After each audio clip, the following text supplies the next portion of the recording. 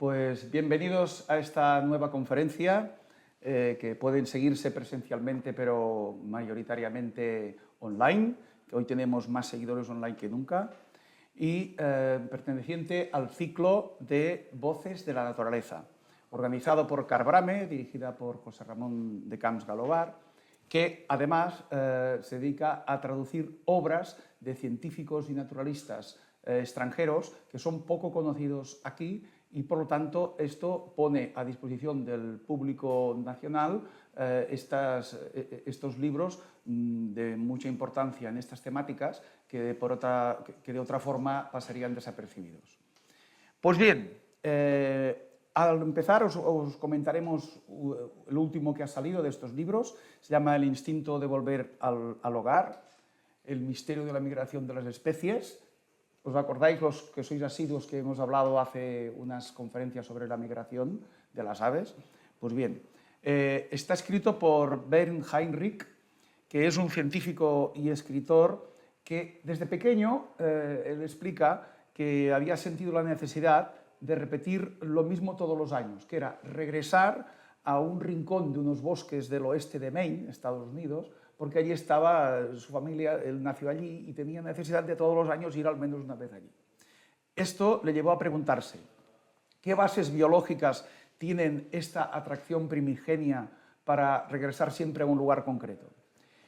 ¿Y qué relación tiene esto con el instinto de los animales de hacer todos los años un viaje de un lugar a otro, a veces de ida y vuelta los mismos individuos, siguiendo siempre los mismos caminos y acabando en los mismos lugares, como él se reconocía a sí mismo así? En este libro, Heinrich explora los fascinantes misterios de la migración animal. Responde a preguntas como ¿cómo es que los gansos tienen impresa una verdadera memoria visual del paisaje que recorren? Como si tuvieran un GPS, que realmente es así, como si lo tuvieran. Entonces, esto es una pregunta. Otra que se responde en este libro, ¿cómo muchas especies utilizan los rastros de olor, especialmente mamíferos que tienen el sentido del olfato muy desarrollado, para localizar su madriguera, incluso de noche, de una manera muy precisa, milimétricamente? O preguntas como incluso los pájaros más pequeños, más diminutos, están equipados para orientarse solar y magnéticamente, con el campo magnético de la Tierra y siguiendo el Sol y a veces según como la Luna, que utilizan para orientarse a través de las largas distancias que recorren de miles de kilómetros. Y finalmente, a raíz de esta realidad de las migraciones de los animales, nos recuerda que descartar nuestras emociones hacia nuestro hogar primigenio es ignorar nuestro instinto, mientras que sentir apego por el lugar donde nacimos es no solo muy humano, sino muy biológico y muy natural. Bien, hecha esta reseña del último libro que he sacado, todos los demás los podéis ver en la web de Carbrame, vamos a empezar la conferencia, que ya sabéis todos que es sobre la rebelión de las bacterias, ¿no? Se nos han rebelado por la resistencia que hacen a los antibióticos. Y para eso tenemos la persona más adecuada para que nos instruya y nos explique sobre este tema.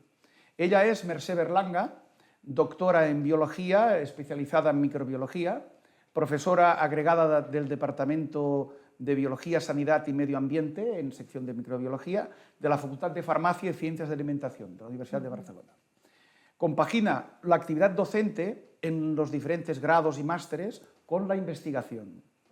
Su curiosidad científica la ha llevado a explorar desde los mecanismos de resistencia a antibióticos hasta los misteriosos biofilms, que nos explicará lo que es, que forman las bacterias en distintos ambientes. Ha recorrido, científicamente hablando, desde el intestino de insectos xilófagos, que se comen maderas, a las lagunas endorreicas, persiguiendo siempre bacterias, buscando descifrar los secretos de las comunidades microbianas que, aunque invisibles a simple vista, son fundamentales para la vida en nuestro planeta. Mucha gente ignora esta realidad. Y a través de sus numerosas publicaciones de divulgación nos recuerda que los microorganismos estos pequeños gigantes, son protagonistas esenciales de dos aspectos distintos. En nuestra salud, como explicará, por un lado, y por otro, en el equilibrio medioambiental. Más allá del laboratorio y las aulas, su habilidad artística se despliega en el diseño de materiales gráficos, como veremos, y logotipos para eventos científicos, demostrando que ciencia y creatividad pueden formar una simbiosis, para utilizar una expresión biológica, una combinación perfecta. Ha sabido combinar el rigor académico, la pasión investigadora que tiene y la sensibilidad artística para acercarnos al fascinante universo de lo microscópico. Pues bien, vamos a empezar la pregunta inicial, que es ¿por qué son tan importantes los antibióticos? Bueno, primero de todo, pues agradecer tu presentación y especialmente pues, estar aquí formando parte del ciclo de conferencias. Y sí, efectivamente, es un tema importante. Una pandemia silenciosa, que no somos conscientes, pero que realmente tiene gran repercusión. Y en base a esta importancia de los antibióticos, primero tenemos que ver por qué. ¿Por qué son importantes? En base a que hay una serie de microorganismos que nos producen enfermedades. Esas enfermedades infecciosas están causadas básicamente por diferentes grupos de microorganismos, como tenemos representados: virus, bacterias, hongos, protozoos y helmintos. Todos ellos causan enfermedades infecciosas. ¿Cómo podemos tratar esas enfermedades infecciosas? A día de hoy tenemos diferentes herramientas. A nivel ambiental, conocemos perfectamente cómo se reproducen, cómo se multiplican, y podemos controlar el crecimiento de todos estos microorganismos a nivel de agua, mediante la potabilización, a nivel de los alimentos, mediante un estricto control microbiológico de los alimentos. Controlamos también su presencia en diferentes tipos de superficies, en la industria alimentaria, en la industria cosmética, muy importante en los hospitales. Y después también tenemos un control de estos microorganismos que se transmiten a través del aire. Todo esto ayuda a frenar el desarrollo de estos microorganismos y ayudan a que esos microorganismos que están en el ambiente, bueno, no es que se impida, pero sí se retarda la posibilidad de que estos microorganismos potencialmente patógenos lleguen y nos infecten, en este caso a los humanos. En el caso del individuo, nosotros, los humanos, ¿qué tenemos? Pues el primer sistema de control es nuestro propio sistema inmunitario. Sin él, realmente no podríamos controlar las enfermedades. Es una herramienta esencial. El resto ayuda a nuestro sistema inmunitario a que nos mantengamos sanos. ¿Cuáles son? Pues básicamente vacunas esenciales como medidas preventivas. Muchas de las enfermedades a día de hoy, especialmente víricas y algunas bacterianas, se controlan mediante la vacunación. No existe, en el caso de muchos virus, no existen tratamientos antivíricos. Y por otro, tenemos ya el tratamiento del paciente que está infectado y que tiene una enfermedad. Los tratamientos mediante agentes antimicrobianos se dividen en diferentes tipos en función de cuál es el microorganismo que provoca la enfermedad. Si tenemos bacterias, usaremos antibióticos. Aquí tenemos ya una pequeña pista de lo que es, de su importancia, el control de las enfermedades infecciosas frente a bacterias. Si tenemos víricos, tenemos agentes antivíricos, si son hongos, antifúngicos, o si son parásitos, pues antiparasitarios. Nosotros nos centraremos dentro de este amalgama de diferentes de agentes antimicrobianos, solamente nos centraremos en los antibióticos, pero que también en antifúngicos, antivíricos, se están dando este fenómeno de rebelión, que es las resistencias. ¿Cómo han afectado en sí? Pues realmente tenemos dos épocas. O sea, en la historia clasificamos como antes de Cristo, antes de Cristo, después de Cristo. En el caso de la microbiología podemos centrar nuestra división en el tiempo como antes de los antibióticos, la era preantibiótica, y después de los antibióticos, que es la era antibiótica, que es la que estamos ahora, y que posiblemente, y este es nuestro temor, lleguemos a una potencial era postbiótica en la cual los antibióticos dejen de funcionar. No es el caso, sí que estamos en riesgo, estamos encontrando ya bastante evidencias de que las bacterias cada vez se están haciendo más resistentes y los tratamientos son más complicados, pero a día de hoy todavía nos podemos curar. Entonces, basándonos en esta distinción, pues básicamente la era preantibiótica, pues mínimo entre un 40 a un 80% de la población mundial moría por infecciones microbianas, bacterianas, víricas o lo que fuera. En la actualidad sí que existen, todavía morimos por infecciones microbianas y se estima entre un 7 y un 15, claro, todo depende del país. Claro, no es lo mismo la situación que encontramos en un país desarrollado, tipo Europa, Estados Unidos, Canadá, que no en aquellos países en vías de desarrollo que no tienen todas estas medidas de control ambiental, de potabilización del agua, control de alimentos, es un aspecto muy importante, aparte de los antibióticos. A día de hoy no es la principal muerte de causa de las personas. A día de hoy morimos pues, por enfermedades tipo cáncer o cardiovasculares. Pero sí que no hay que olvidar este pequeño porcentaje de muertes causadas por infecciones. Y especialmente tenemos que tener en cuenta que los antibióticos han salvado, o sea, son de los que más vidas han salvado dentro de lo que es la sanidad o lo que es el sistema, digamos, pues, en la medicina. Es uno de los grandes logros de la medicina. De tal manera que si ahora estos antibióticos que se utilizan para tratar enfermedades bacterianas dejan de funcionar, otros avances médicos que tenemos, que están muy relacionados, tipo las cirugías, trasplantes, tratamientos oncológicos, pues dejarán de funcionar. Entonces sí que entraremos pues, en una crisis sanitaria global importante.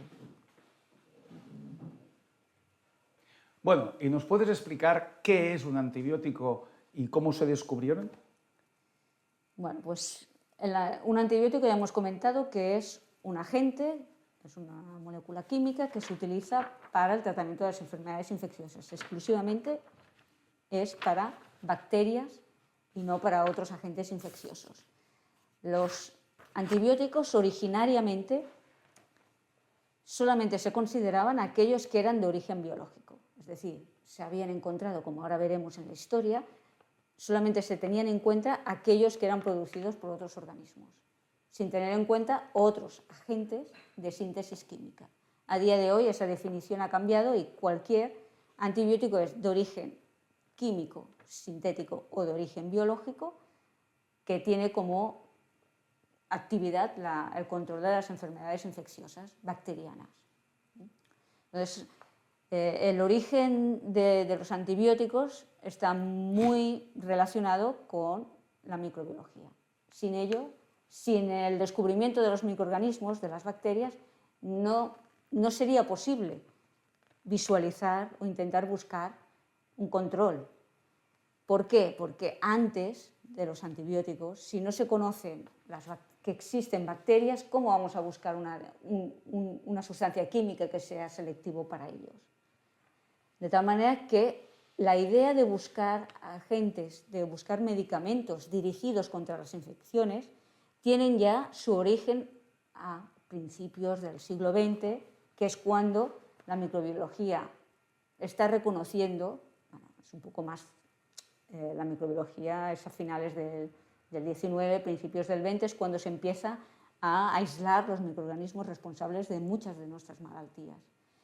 Y se empieza a tener idea de intentar buscar algo para que selectivamente mate esos microorganismos y que sea inocuo para la supervivencia de las personas.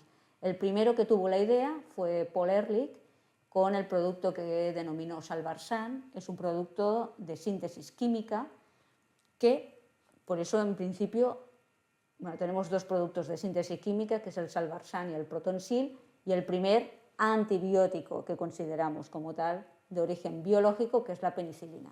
Pero si miramos el nuevo reconocimiento de definición de antibiótico, pues tenemos que tener en cuenta ya estas dos ideas pioneras. Pues el salvarsan era un compuesto derivado del arsénico y Paul Ehrlich lo dedicó, bueno, lo usó básicamente para el tratamiento de la sífilis solamente. ¿Qué pasa? Que claro, es un compuesto químico, el arsénico, todos conocemos las novelas de Agatha Christie, ¿no?, que envenena con arsénico. Pues claro, si había fallos en la dosificación, pues evidentemente produjo algún que otro efecto secundario grave. Es que esto ocurre con muchas sustancias, ¿no?, que en cierta dosis pueden ser beneficiosas y curativas y en otras dosis pueden ser tóxicas y mortales. Sí, sí. Esto pasa en muchas medicinas, ¿no? Pero aquí, a pesar del error, pues bueno, es la idea original. Buscar una bala mágica, como lo denominó él, que era para tratar algo que hasta entonces era, pues bueno, pues mira, incurable. Si Dios quiere, te salvas y si no, no. No. Así no nos salvamos, así no se evitan las muertes. El segundo, también siguiendo con esta línea, fue Gerald Domak, que también por síntesis química aisló un colorante que también tenía actividad antimicrobiana. La importancia o la diferencia que hay respecto a Paul Ehrlich es que Domak la usó para el tratamiento de diferentes enfermedades infecciosas ya de forma consciente, no solamente para una enfermedad en concreto, sino buscaba ya algo que fuera más, bueno, directo para diferentes tipos de microorganismos. Él denominó el Protonsil, que es la sulfonamida, que a día de hoy es uno de los antibióticos que tenemos en reserva. No es uno de primera línea de uso, porque es del 35 aproximadamente, pero todavía se utiliza.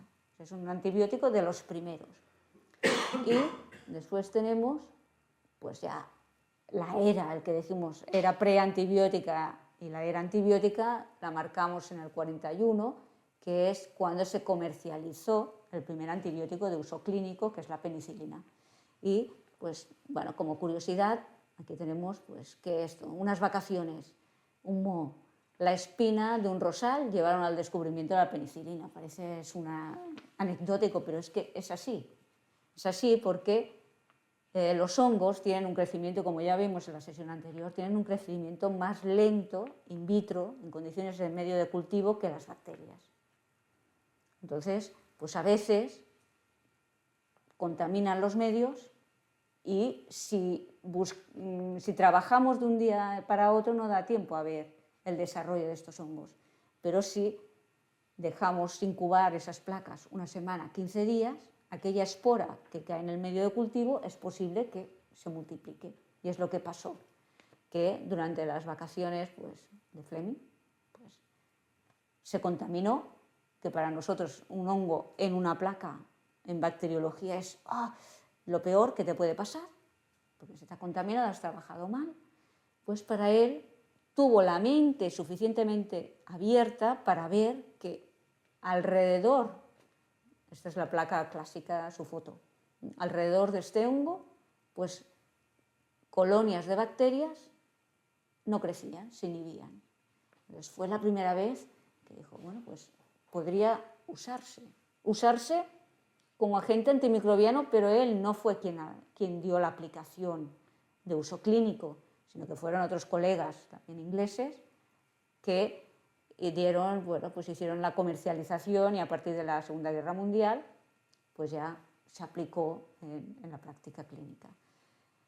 Nosotros, ahora, en el siglo XXI, continuamos buscando antibióticos nuevos en unas asignaturas que tenemos en la Facultad de Farmacia a través de aislamiento de bacterias que se encuentran en el suelo y hacer ensayos de antibiosis similares a lo que hizo en su momento pues hace ya más de 70 años. Entonces buscamos pues, si hay inhibición en los microorganismos y aquí podéis ver cómo hay zonas transparentes, que posiblemente pues esto podría ser uno de los microorganismos que pudieran producir antibióticos. Compleja, mucha molécula. Todos los diferentes tipos de antibióticos que a día de hoy disponemos. Sí, me he olvidado. En la década gloriosa de los antibióticos tenemos, pues desde la década de los 40 hasta los 80 se han descubierto todos los antibióticos, todas las familias de antibióticos que a día de hoy tenemos.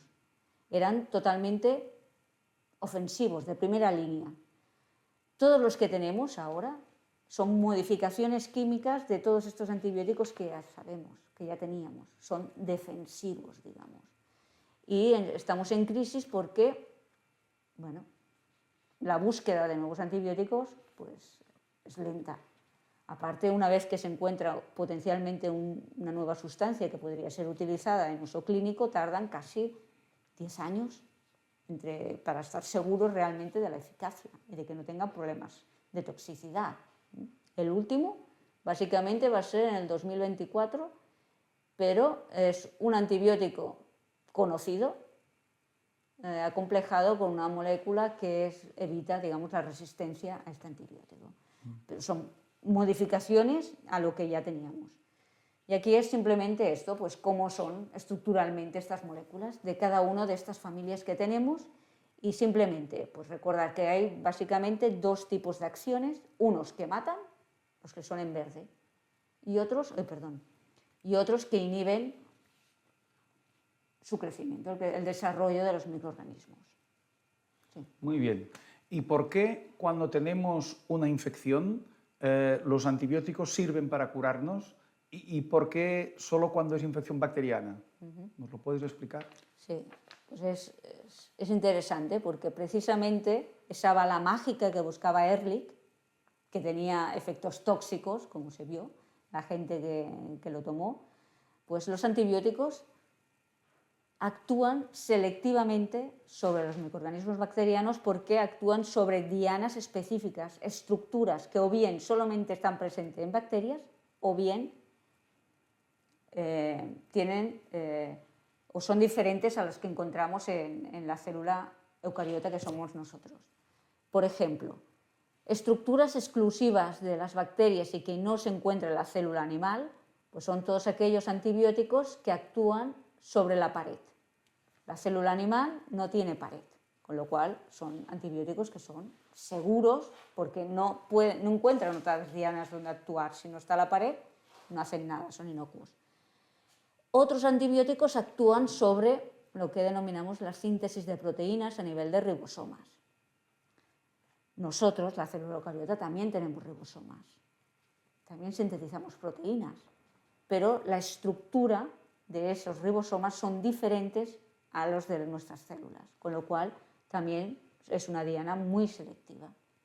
Entonces, básicamente, los que más se utilizan son los de pared y los de síntesis de proteínas, aunque también tenemos otras dianas como inhibición de la replicación del DNA, del RNA, rutas metabólicas que tienen las bacterias y no tenemos nosotros, y aquí se incluye las sulfonamidas de DOMAC, que inhibe la síntesis del ácido fólico. El ácido fólico es una molécula esencial para el funcionamiento de la célula. Claro, nosotros los animales no tenemos la ruta sintética. ¿Cómo adquirimos? A través de la dieta. Sin embargo, las bacterias sí que son capaces de producirlo. Entonces, las sulfonamidas de 1935 todavía se pueden aplicar para el tratamiento de algunas enfermedades infecciosas. Es importante tener en cuenta pues, este triángulo entre paciente, antibiótico y lo que son los antibióticos, porque su eficacia depende de un correcto equilibrio entre todos. Entonces, nosotros tenemos que las bacterias nos pueden provocar infección. Para contrarrestar esta infección tenemos nuestro sistema inmunitario, que es muy eficaz. En algunas ocasiones no llega a ser del todo eficaz y necesitamos una ayuda que son los antibióticos. Los antibióticos están muy bien estudiados, de tal manera que sabemos perfectamente si puede dar o no toxicidad. Eso es importante. Tenemos que decir que los antibióticos tienen que ser inocuos, porque si no, el clorhídrico y la lejía también mata, pero bueno, a lo mejor nos cargamos el paciente. Entonces tienen que ser la mínima toxicidad posible. Y después se forma un equilibrio importante que se llama la farmacocinética. Es complejo, pero que es que cuando nosotros ingerimos un antibiótico, pues cómo llega a los órganos, cómo se distribuye, cómo se acompleja con las proteínas, cómo se excreta.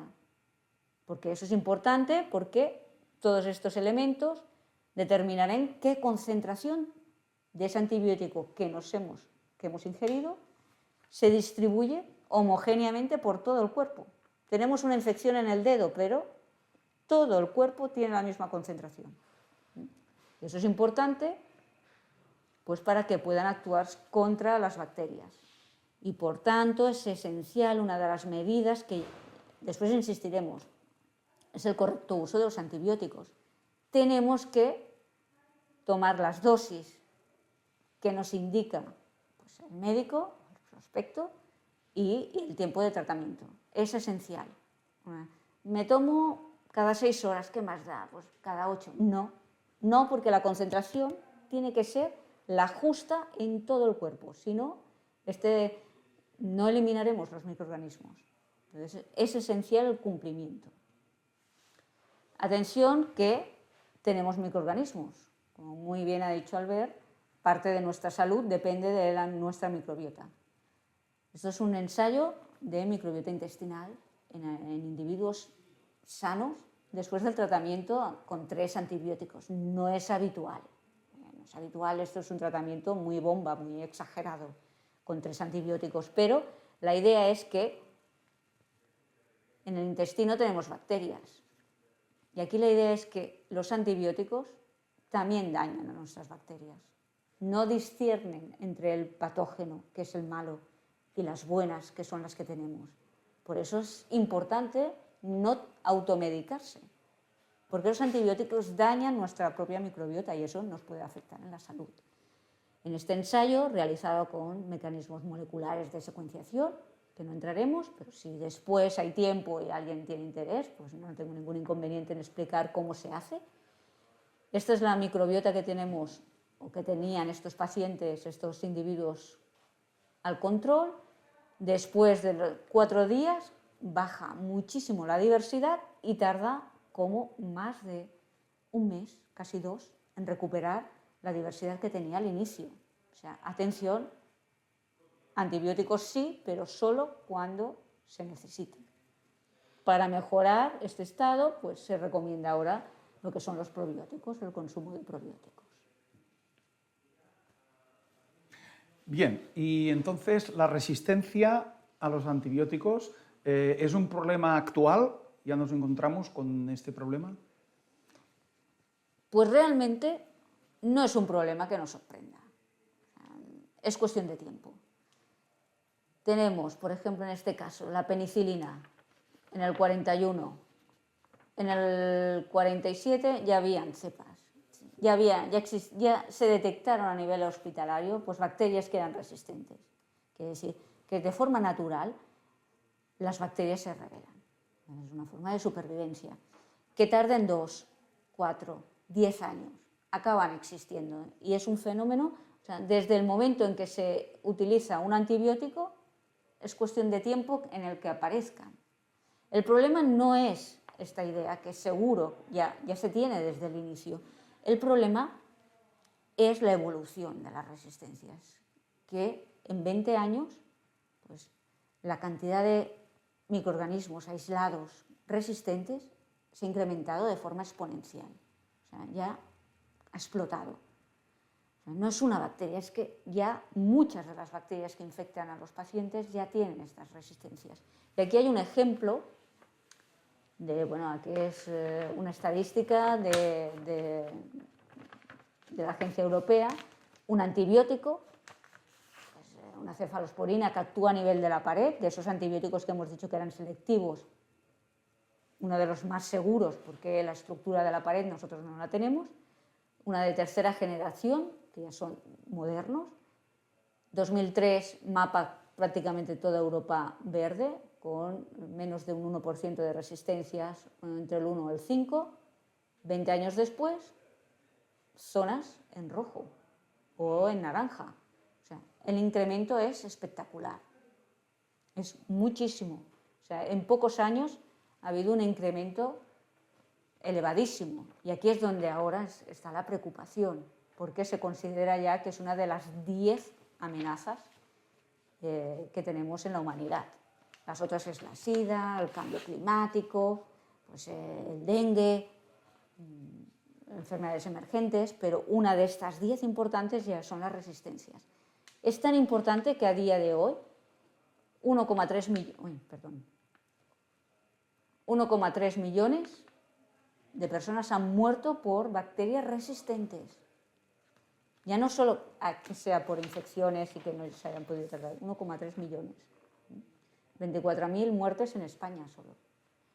Si este ritmo sigue, la previsión es lo que se comenta, ¿no? Se prevé que en el 2050 pues 10 millones de personas morirán por infecciones bacterianas que son resistentes a los antibióticos y ya igualaremos a la principal enfermedad que ahora nos causa, que son 10 millones de muertes por cáncer.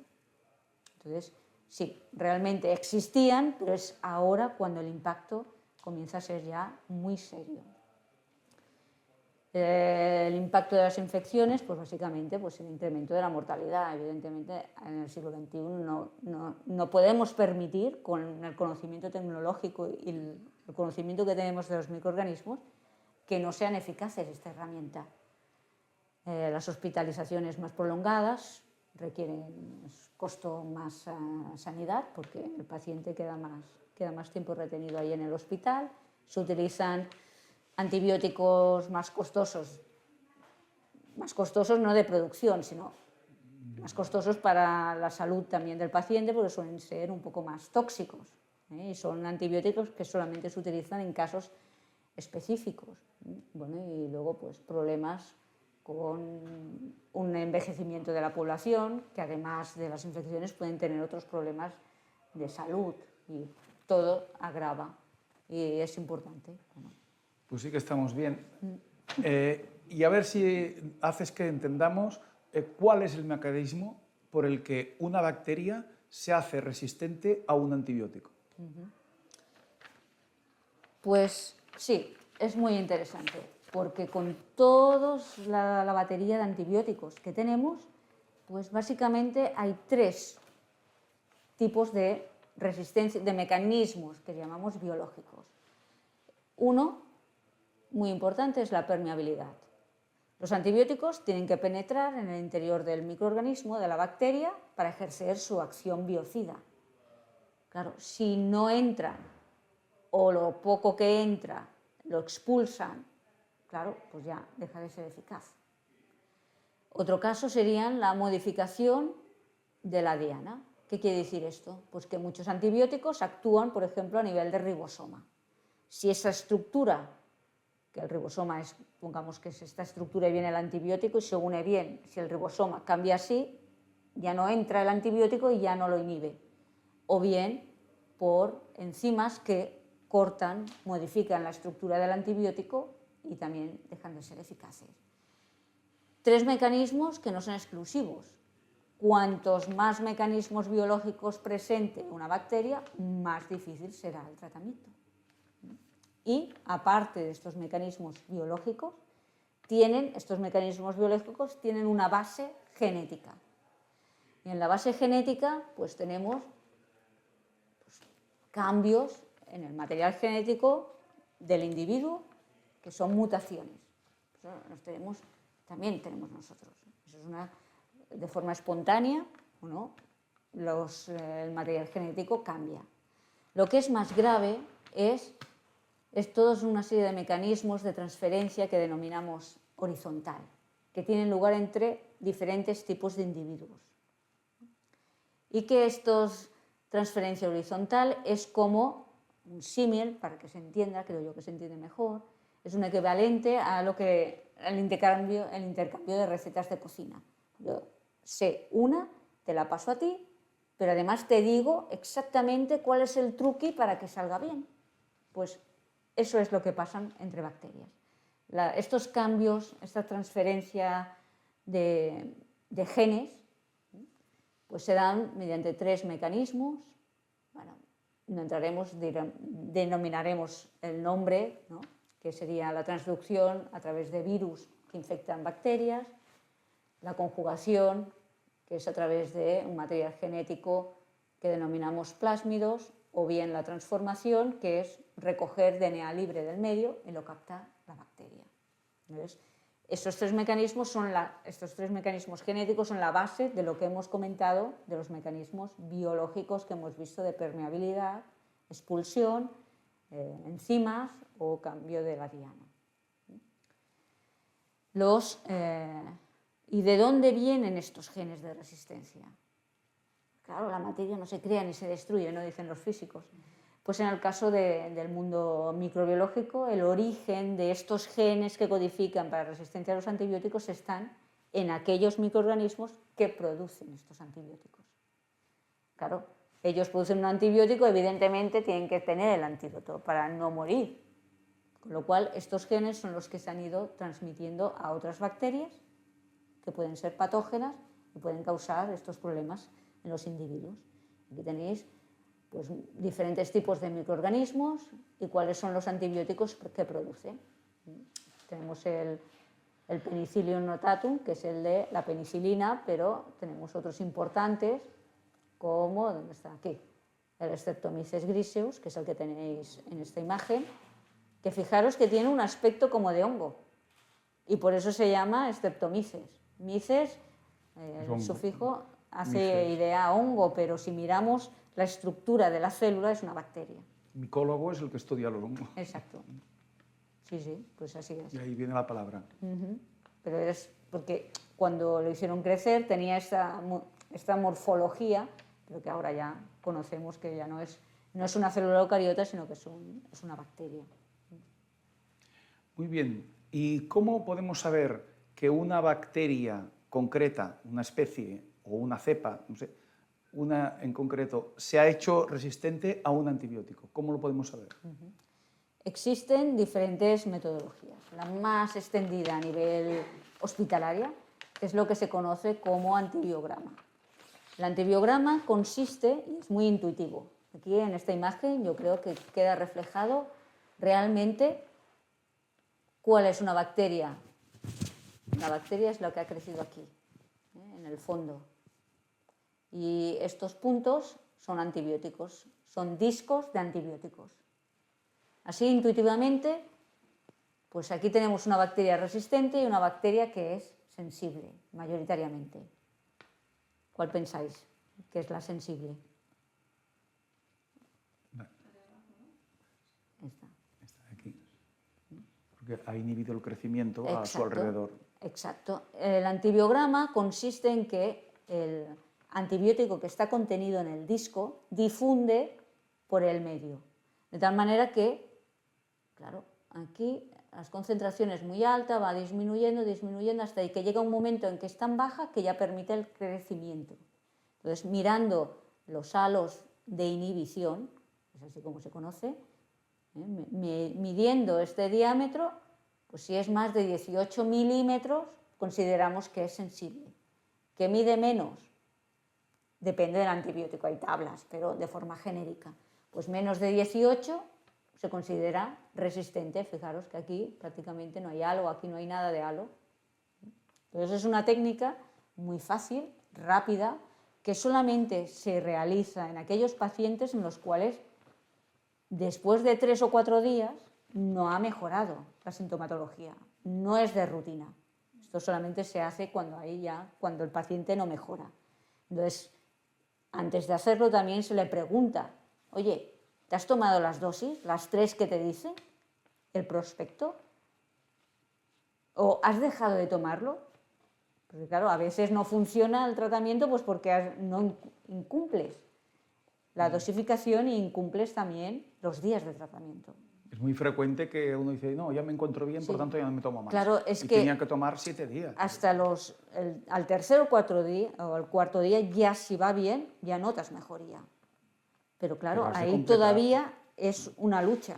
Es un frente, ahora que estamos aquí en plan, no es buena este símil de guerra, pero bueno, que si estamos en 3 o 4 días todavía pueden existir bacterias o microorganismos que si no están las dosis adecuadas, no están la concentración adecuadas, puede haber un rebrote.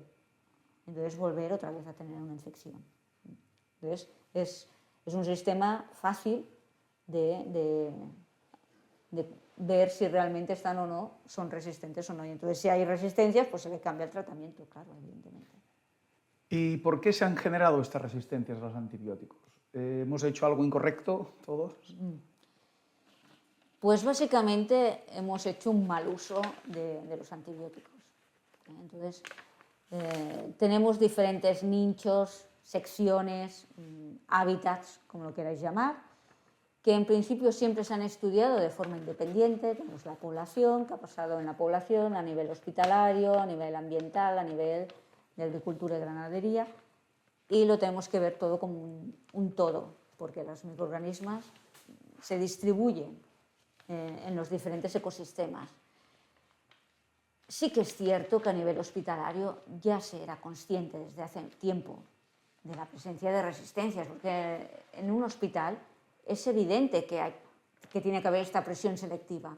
Hay pacientes con trasplante de órganos, intervenciones quirúrgicas, pacientes que llegan con la infección, con lo cual es un sistema muy tensionado en cuanto al control de los microorganismos, ya sean de las superficies con desinfectantes o ya sean con los antibióticos. Se conocía el problema a nivel hospitalario. Y a nivel de población no éramos tan conscientes, pero es un punto importante a tener en cuenta. ¿Por qué? Porque ahora existe un poco más de control. Más control en el sentido de que no podemos ir a las farmacias y pedir un antibiótico si no tenemos receta médica. Ahora ya no, está prohibido la dispensación. Hace 15 años, pues ibas, yo me encuentro mal, el antibiótico que hace a lo mejor 3 años me hizo buen efecto, parece ser que tengo la misma sintomatología, pues me lo tomo, ¿por qué no? Total, mal no me va a hacer. Y es cierto, mal no te va a hacer en el sentido de que las dosis están muy reguladas, no nos intoxicaremos, pero puede perder eficacia. Entonces el incumplimiento, el no tomarse las dosis adecuadas, eso lo tenemos que tener muy en cuenta. De todos, el problema ahora principal, mucho más grave que no a nivel hospitalario, es lo que pasa a nivel de ganadería y agricultura. El 70% de toda la producción de antibióticos va a parar a ganadería y un 30% para humanos. Humanos quiere decir población y hospitales. Prácticamente todo va a parar a los animales y ahora, hay una nueva normativa y está muy, muy regulado, porque uno de los objetivos es que en el 2030 el 50% de los antibióticos destinados a ganadería estén reducidos. Y claro, este abuso de antibióticos se está repercutiendo, como ahora veremos, en el medio ambiente. Es importante a nivel hospitalario, hemos dicho que está muy tensionado el sistema. En los países industrializados, del 5 al 10% de las hospitalizaciones, tú vas porque te tienes que operar, yo qué sé, de una hernia, y como estés más de 5 días, con catéteres o alguna sonda, es que seguro, en un 5% a un 10% acabas adquiriendo una infección bacteriana. Claro, eso se tiene que tratar. Y hasta ahora no había problemas, pero es que se está viendo que de este 5 a 10%, más del 50% ya son bacterias resistentes. Entonces, un paciente venía sano, a un hospital nunca se va sano, pero que no tiene nada que ver con una infección, acaba adquiriendo una infección y por una bacteria resistente. Agravamos muchísimo el pronóstico de aquel paciente. Y aquí tenéis un listado de las principales bacterias supercríticas a nivel hospitalario. Pues no sé, enterobacterias, por un nombre, pues la Escherichia coli, que es el nombre que más nos suena. Pero estos son críticos, es un grupo que hay que tener cuidado, y después, que hay como unas 15 o 20 que están siempre muy vigiladas. Volvemos al tema de los antibióticos en ganadería. Pues claro, en la historia ¿Me vas controlando, Albert, del tiempo? Sí, sí, estás bien. Vale, gracias. En la historia, claro, vimos que un antibiótico curaba a una persona enferma. Pues, oye, ¿y si los usamos con los animales? Y los usaron con animales que no fueran de experimentación, porque antes del uso en humanos la penicilina se probó primero en ratones, pero en uso que no fuera en animales de experimentación y dio resultado. Entonces, durante mucho tiempo los antibióticos se han utilizado para 3 fines. Terapéutico, que es evidente que si nosotros tenemos esta herramienta tenemos que cuidar a nuestros animales, pero también se han dado con otros 2 usos que ahora estos están totalmente prohibidos, que es el profiláctico y como factores de crecimiento. Tanto el profiláctico como factores de crecimiento ahora, por ley, ya no se pueden dar con estos fines. El profiláctico, pues si tienes una vaquita que está enferma, la tienes que aislar, la tienes que separar. No tienes que dar antibióticos a las 40 vacas que tengas alrededor para evitar que se infecten. Tienes que tomar medidas higiénicas y sanitarias y evitar el contagio de ese animal enfermo al resto de la ganadería. Eso es profiláctico. Y el de factores de crecimiento es que vieron que, claro, es que es cierto, a pequeñas dosis cambia la microbiota intestinal de los animales. Y vieron que con pequeñas dosis de antibióticos el crecimiento que engordaba más o más eficazmente con antibióticos que sí, dando la misma cantidad de pienso. Claro, entonces ahí vieron un beneficio. Claro, dosis muy bajas de antibióticos sí que estamos promoviendo que las bacterias se hagan resistentes. Entonces, bueno, pues a nivel en el 2003, Europa es mucho más avanzada que Estados Unidos en este aspecto. Se ha prohibido el uso de profiláctico y como factores de crecimiento en el 2015 en Estados Unidos. O sea, van con mucho retraso. Eso en Europa y en Estados Unidos, que en el resto del mundo no existe control. Y otro control es qué tipo de antibióticos podemos dar. En la nueva legislación hay 4 categorías, que aquí están marcadas como 3, en el semáforo, que yo creo que es más intuitivo. Tenemos, y siempre con prudencia, y bajo prescripción veterinaria, evidentemente. Pues tenemos los verdes que cuando una vaca, una oveja, pues enferma, pues estos son los que podemos dar. Después, si estos no son útiles, tenemos una segunda línea de antibióticos que se tiene que justificar, y los que nunca se darán a un antibiótico bajo ningún pretexto son antibióticos que son usados solamente como caso extremo en el tratamiento de pacientes que tienen pues bacterias resistentes y que son los únicos que a día de hoy tenemos para poderlos salvar. Entonces, estos antibióticos es que están, vamos, súper prohibidos y solamente se dan en casos extremos, pero en humanos, ya no en animales. Entonces, ahora hay un control teóricamente muy estricto del uso de antibióticos. Si una vaca está enferma, ha tenido tratamiento con antibióticos, esta vaca pasará a cuarentena, no se puede sacrificar, hasta que toda la cantidad de antibióticos que tiene todavía en su cuerpo vaya depurado. O sea que el filetón que nos comemos o el chuletón está libre de antibióticos. O sea, teóricamente, por esa vía nosotros no nos contaminamos. Y a nivel de medio ambiente, pues lo que es muy interesante es que animales salvajes ya se están comenzando a observar en su microbiota intestinal pues bacterias que son resistentes. Y claro, a ver, nuestro perro puede tener resistencias porque, claro, nosotros lo llevamos al veterinario, el veterinario prescribe el antibiótico, vamos a la farmacia y la farmacia nos vende el antibiótico.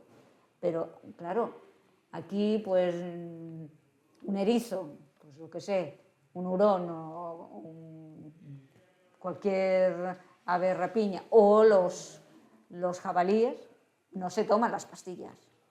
Van adquiriendo esas resistencias de un ambiente, pues básicamente, bueno, en el caso de los jabalíes es que ha habido un estudio reciente ahora y todos estos de Kunserola, que esto es una imagen de pandemia, que bajaban, se atrevían aquí a acampar en sus aires por la ciudad. Pero cruzaban por el paso cebra. Sí, bueno, hacían bien. ya sabían cuál era la normativa, eso sí. No les ponen Pues, multa. exacto.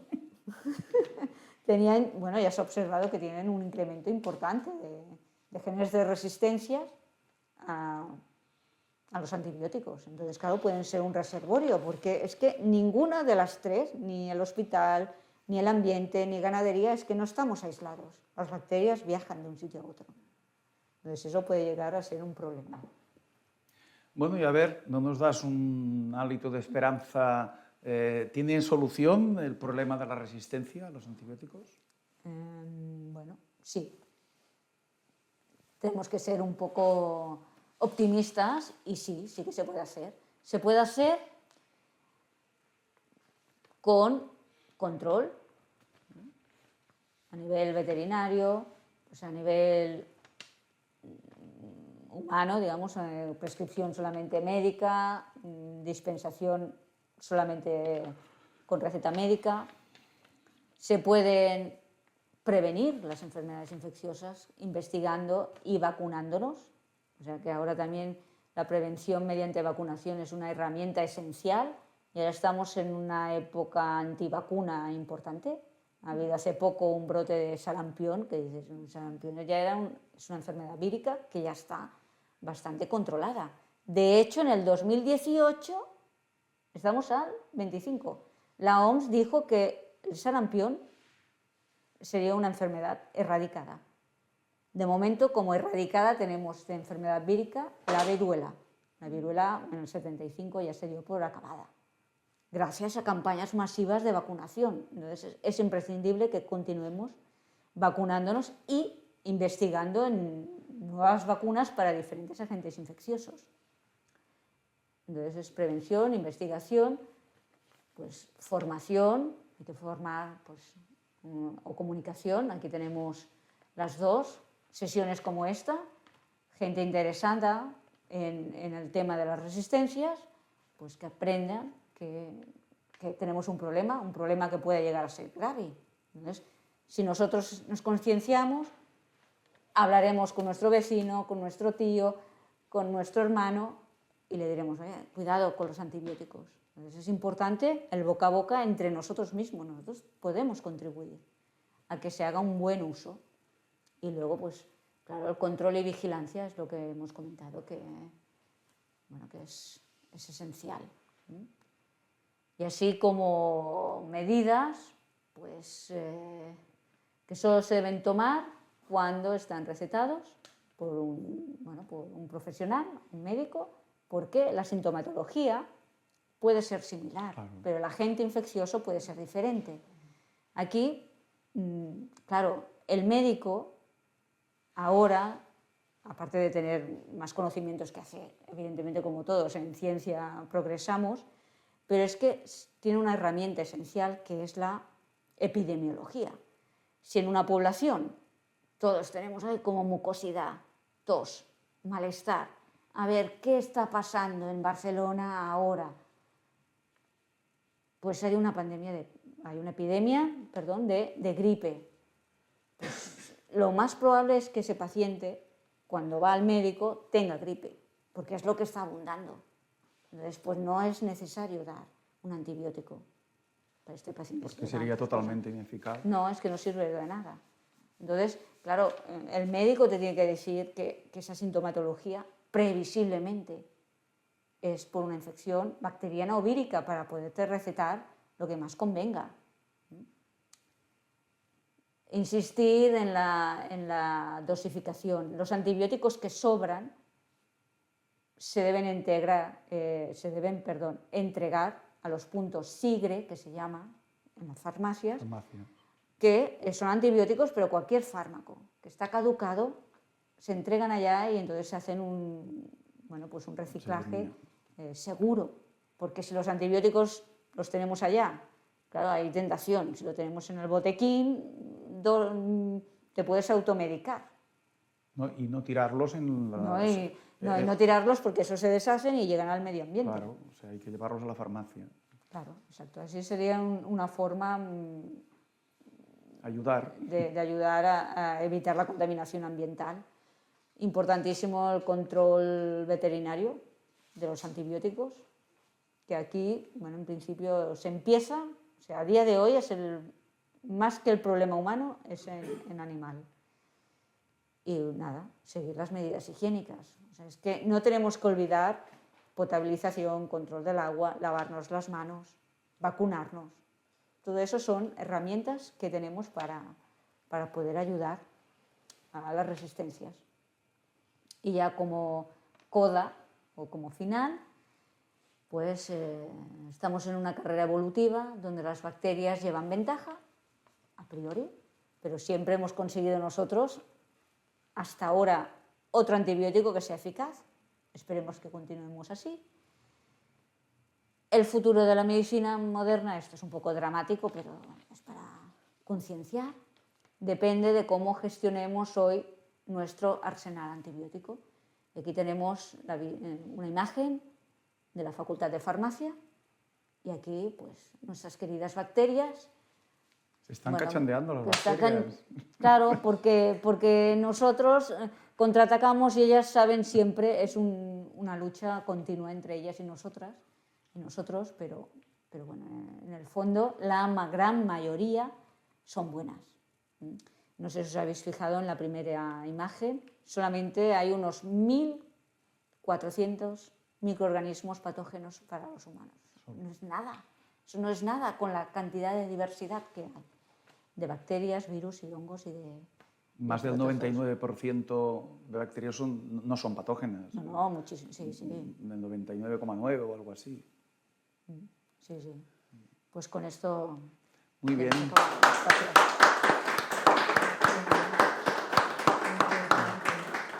Muchas gracias por la conferencia tan didáctica y muy bien expresada. Vamos, creo que todos lo hemos entendido bien, ¿verdad? Pues es el momento de poder hacer preguntas. Dime. La resistencia puede ser reversible, es decir, cuando un grupo bacteriano deja de tener la presión de un antibiótico en un periodo prolongado, ¿puede volver a tener sensible o realmente queda el pool genético ahí? No, claro, esta es la idea de un uso controlado, porque de bacterias en una población de una misma especie, claro, algunas se hacen resistentes. La idea es que cuando no existe presión por la presencia del antibiótico, las bacterias que no tienen suelen dominar, suelen desplazar a las resistentes, ¿Por qué? Porque tener una resistencia es un gasto energético para la bacteria, entonces crecen peor. Si no existe, claro que la idea es que en la población esos microorganismos sean desplazados por bacterias que no sean resistentes. Por eso hay que controlar. Sí que se puede revertir. Yo tengo una pregunta. Con respecto a la inteligencia artificial, ¿cuáles son las expectativas que se tienen en el avance científico en investigación, la microbiología, por ejemplo? Sí. ¿Hay expectativas? Bueno, ahora con inteligencia artificial y relacionado con este tema, claro, antibióticos. Tenemos que pensar, se están investigando ahora, hay una línea importante que es la búsqueda de péptidos, que son pequeñas proteínas, que sí que es cierto que algunos microorganismos sintetizan estas pequeñas proteínas y que tienen un efecto biocida. A día de hoy, esos péptidos a nivel de laboratorio sirven, pero la administración y qué efectos tiene a nivel clínico todavía no hay datos concluyentes. En este aspecto sí que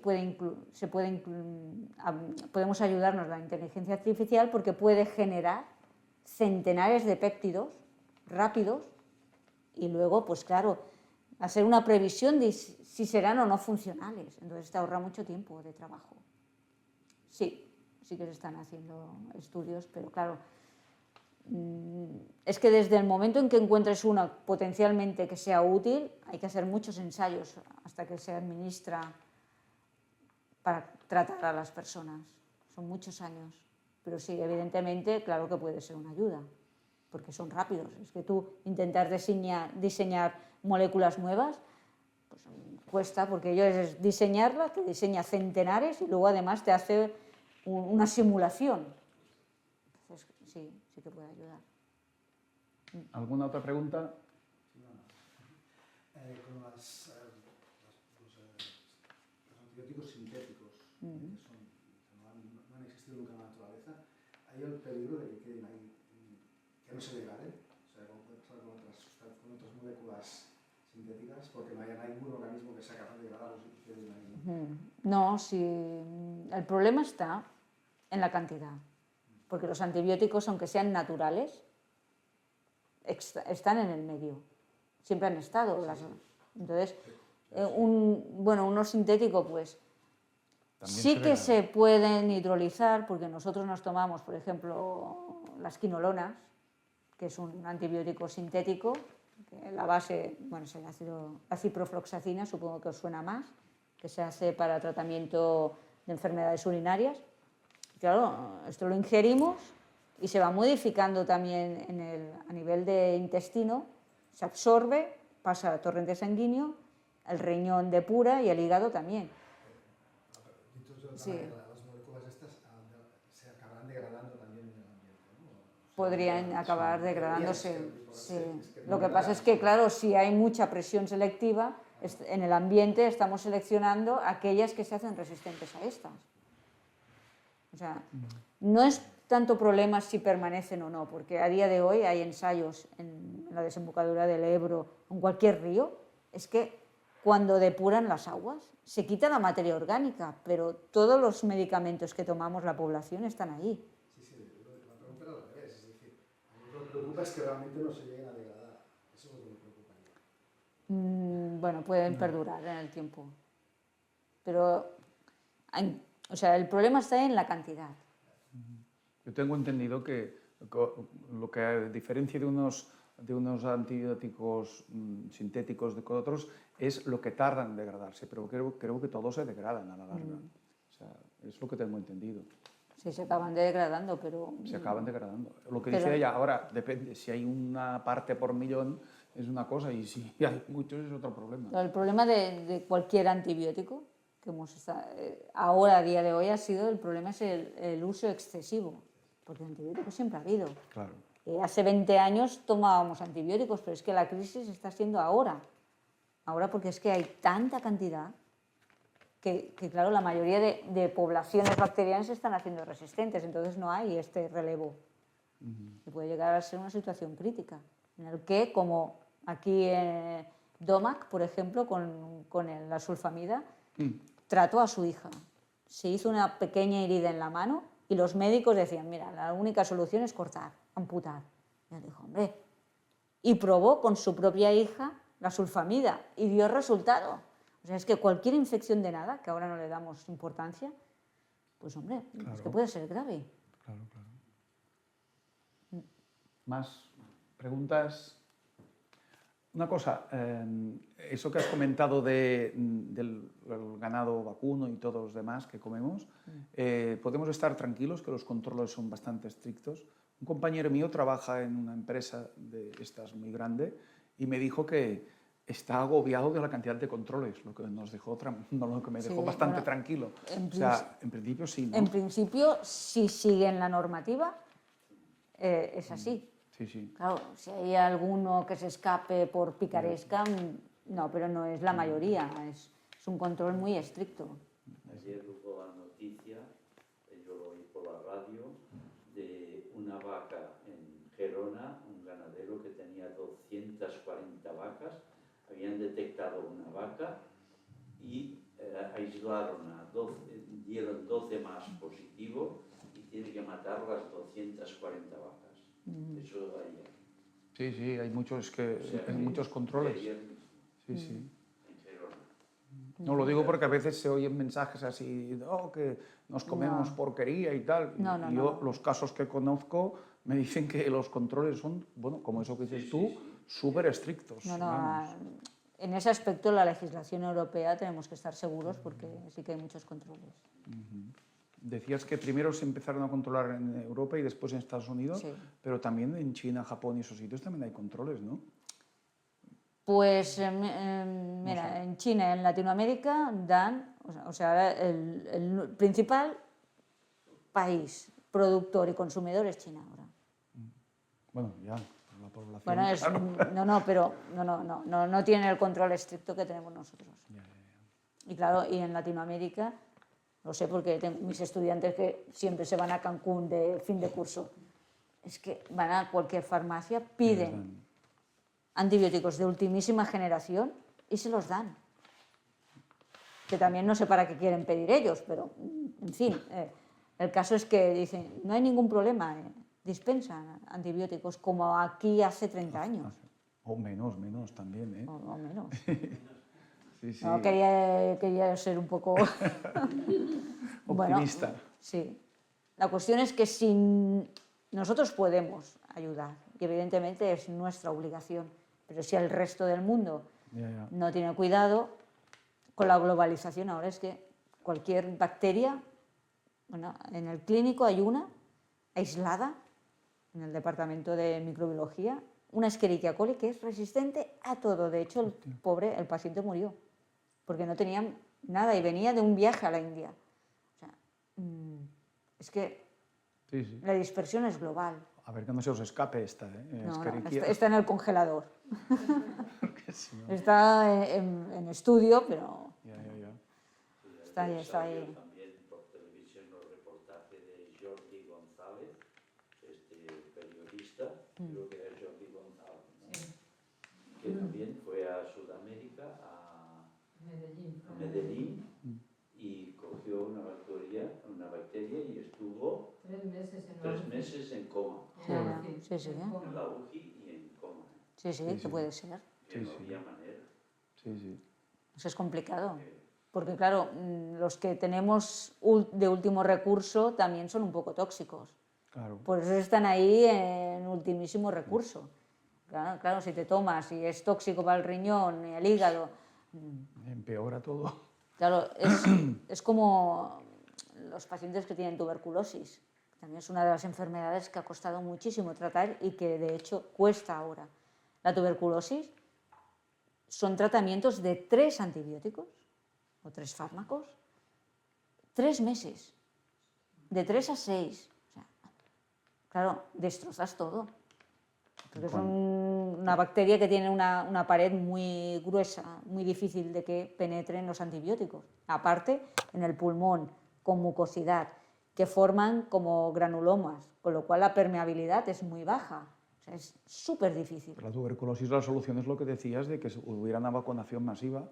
Que tendría que haber ahora estamos diciendo que se aplica ese control de antibióticos. Yo creo que en el futuro tendrá que salir una legislación dura que obligue, por lo menos a los niños, a los menores, a vacunarse para su propia salud. Porque ahora en día los padres dicen, no, somos antivacunas y tal. Oye, tú eres antivacunas, pero tus hijos, ¿qué culpa tienen? Tendría que haber una legislación que obligara a esos casos, y no la hay. No la hay. Dicen, no, el padre no quiere, no se vacuna.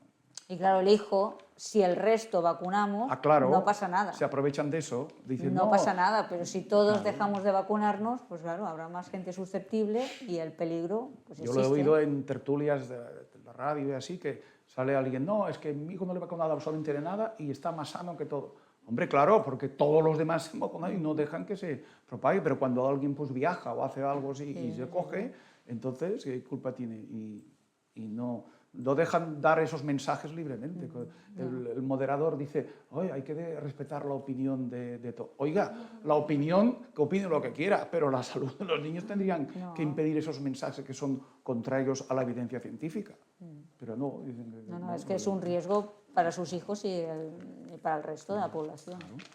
Los mensajes de estos antivacunas tendrían que... En el 2015, después de muchísimos años, murió una criatura de difteria.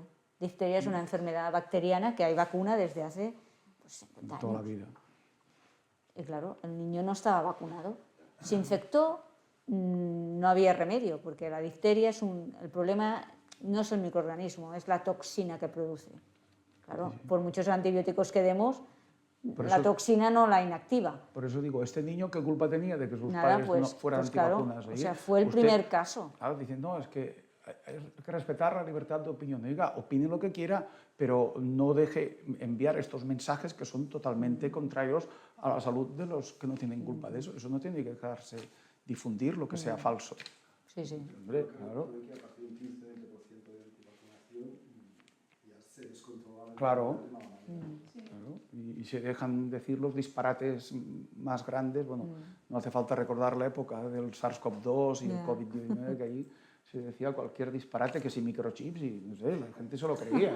O sea, oiga, pero, en fin, Ya, sí, sí. eso es otro tema. Bueno, pues No hay nada en el chat, ¿no? ¿No hay preguntas en el chat? No, Vale. Dan, gracias por el... ¿Les ha gustado? Muy bueno, bien. pues nada, pues muy agradecida. Bueno, pues muchas gracias por todo. Gracias. Ha estado muy bien. Y gracias. Y esperamos poderte ver con una temática En otra temática. que ya discutiremos. Muy Pero sepáis, esta es la última que hacemos de este ciclo, porque ahora ya viene el verano, pero en octubre lo retomaremos y todos ya recibís la información, así que nos podemos decir que paséis muy buen verano, sin infecciones y sin bacterias Ahí, sí. resistentes. Ahí está. Y, Ahí, sí, sí. y quedamos en octubre a la misma hora, ¿eh? Siempre a la misma hora. Muchas Muy gracias. bien.